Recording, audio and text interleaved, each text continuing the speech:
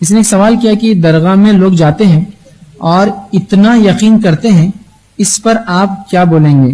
دور دور سے تک خاص یہاں جاتے ہیں، اور جہاں تک میں جانتی اور دیکھتی ہوں کہ سعودی عرب میں بھی تعویذ وغیرہ ممنوع ہیں۔ اچھا، بہرحال کسی نے ایک سوال کیا، دو ہے شن کہ کچھ لوگ ہیں جو درگاہ سے بڑا عقیدہ رکھتے ہیں اور وہ درگاہوں پر جاتے ہیں، حتیٰ کہ دور دور سے آتے اور جاتے ہیں۔ یاد رکھ لیجیے، اب یہ میں نے جیسا کہا کہ ہندوستان میں چونکہ ہم ہندو قوم کے ساتھ بہت زیادہ ہمارے گہرے تعلقات رہے، ہم نے ان سے بہت سے شرکیہ چیزیں اور جو ہے بدعتیں سیکھ لی، جس میں سے یہ بھی ہے کہ ہم اپنے مردہ لوگوں کی خبروں کو پہلے تو عمارتیں تیار کرتے ہیں، اس سے بہترین مقبرے تیار کرتے ہیں، ان مقبروں پر جا کر پھر منت مرادیں اور ان سے نظر و نیاز مانگتے ہیں اور ان سے شرک کرتے ہیں اور ان کے نام پہ قربانیاں کرتے ہیں اور پتہ نہیں کیا کچھ کرتے ہیں۔ یہ تمام تر چیزیں حرام ہیں، ناجائز ہے، نہیں کر سکتا ہے، شرک ہے، بلکہ شرک اکبر ہے۔ ٹھیک، اب لیکن بہرحال ایک طریقہ بن چکا ہے، کیا ہمارے بڑے غلط تھے؟ دیکھیے کون غلط تھا اور کون صحیح تھا، میں یہاں بولنے کھڑا نہیں ہوں، کیا بات صحیح میں نے آپ بتا دیا، جو گزر چکی جانے دیجیے، ہم زندہ ہیں، ہم کو اس پر عمل کرنا۔ تو لوگ بولتے ہمارے بڑے گزرے، ان کا کیا، ان کا جانے دو، وہ اللہ جانتا ہے، ہو سکتا ہے آخر انہوں نے توبہ کر لی اللہ سے، لیکن ابھی مسئلہ ہمارا اور آپ کا ہے، ہم جو زندہ ہے، جو گزر چکی جانے دی، ہم کو اپنی زندگی اس کے مطابق گزارنا ہے، تو لہٰذا یہ عمل کہیں بھی درست نہیں۔ رسول اللہ نے جو اجازت دی وہ مقبروں پہ نہیں، درگاہوں پہ جانے کی اجازت نہیں دی، بلکہ قبروں پر جانے کی اجازت دی۔ قبر کو دیکھ کر عبرت یاد آتی ہے، مقبروں کو دیکھ کر، درگاہوں کو دیکھ کر عبرت کہاں یاد آتی ہے؟ آتی ہے کسی کو؟ جو کچھ حدیث میں الفاظ ہے وہ قبر ہے، قبر کو دیکھیے آپ، مٹی ہے، اس پہ جانور ہے، کیڑے اور مکوڑے رہتے ہیں، آپ بولتے کیا مالدار تھا، لیکن دیکھو دفنا ہوا ہے۔ عبرت مقبروں میں عبرت کہاں ہوتی ہے؟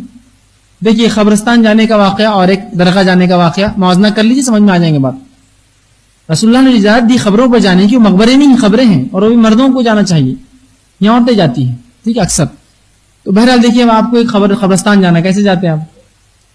عاجزی کے ساتھ جاتے ہیں، دل میں آپ اپنے آپ سے پریشان ہوتے ہیں، دنیا سے بیزارگی کا اظہار کرتے ہیں، جا کر کھڑے ہوتے ہیں، اس کی مغفرت کے لیے دعا کرتے ہیں اس شخص کے لیے، اور اپنے لیے دعا کرتے ہیں کہ اللہ میرے اس معاملے میں آسانی کر، خبر ہے نا، یہ ہے نا۔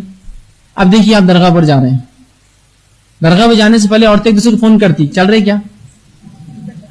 قبرستان بھی کرتے ہی کبھی، تو تمہیں عبرت نہیں ہے، دنیا اور رنگینیاں ہیں، چل رہے کیا؟ ہم بھی جا رہے، ٹھیک ہے ہم بھی آ رہے، تو تم گیلا لو ہم سوکھا بناتے، مطلب تم کچھ تو بھی گیلا سالن بنا ہم سوکھا۔ قبرستان میں کوئی کھانا کھاتا ہے کبھی؟